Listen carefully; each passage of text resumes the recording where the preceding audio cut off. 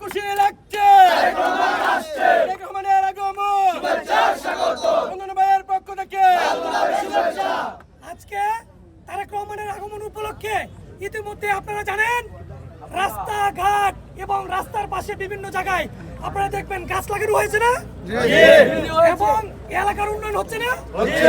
অতএব আমরা আশাবাদী আগামী 16ই আগস্ট তারেক রহমান যখন এই কটিয়াদীর মাটিতে আসবেন উনি আমাদেরকে আরো অনেক কিছু দিয়ে যাবেন ইনশাআল্লাহ। এবং আমি তারেক রহমানের প্রতি, মাননীয় প্রধানমন্ত্রীর প্রতি বিশেষ অনুরোধ জানাবো, এই কটিয়াদী কিশোরগঞ্জ তথা সারা বাংলাদেশের ছাত্রদল বর্তমানে অনেক বেশি অবহেলিত রয়েছে।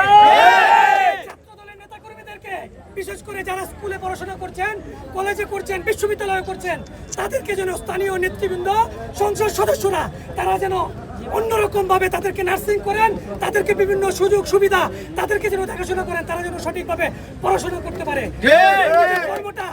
কর্মসংস্থান করতে পারে, সেই লক্ষ্যে যেন ওনারা সহযোগিতা করেন। ঠিক এরকম একটি আহ্বান আমরা তারেক রহমানের পক্ষ থেকে আশা করি।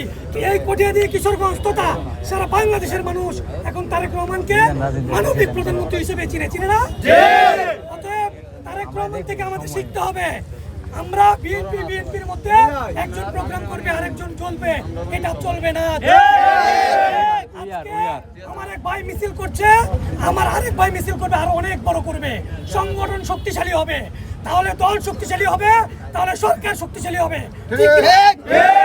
জাতীয়তাবাদী দল বিএনপির চেয়ারপারসন এবং গণপ্রজাতন্ত্রী বাংলাদেশ সরকারের মাননীয় প্রধানমন্ত্রী, বাংলাদেশ জাতীয়তাবাদী ছাত্র দল এর সাংগঠনিক অভিভাবক জনাব তারেক রহমানের এই কটিয়াদী কিশোরগঞ্জ আগমন উপলক্ষে আজকের এই বৃক্ষরোপণ এবং আনন্দ মিছিলে যারা অংশগ্রহণ করেছেন, কুমিল্লা বিশ্ববিদ্যালয় ছাত্র দলের সিনিয়র যুগ্ম আহ্বায়ক আতিক, তিতুমির কলেজ ছাত্র দলের যুগ্ম আহ্বায়ক নাজমুল, কিশোরগঞ্জ বিশ্ববিদ্যালয় ছাত্র দলের সভাপতি সাধারণ সম্পাদক সহ বাংলাদেশ জাতীয়তাবাদী ছাত্র দল কটিয়াদী উপজেলা শাখার নেতৃবৃন্দ এবং বিভিন্ন ইউনিয়ন হতে আগত নেতৃবৃন্দ, আপনাদের সকলকে আমি আমার ব্যক্তিগত পক্ষ থেকে এবং বাংলাদেশ জাতীয়তাবাদী ছাত্রদল কেন্দ্রীয় সংসদের পক্ষ থেকে সংগ্রামী শুভেচ্ছা এবং লাল গোলাপের শুভেচ্ছা জানাচ্ছি।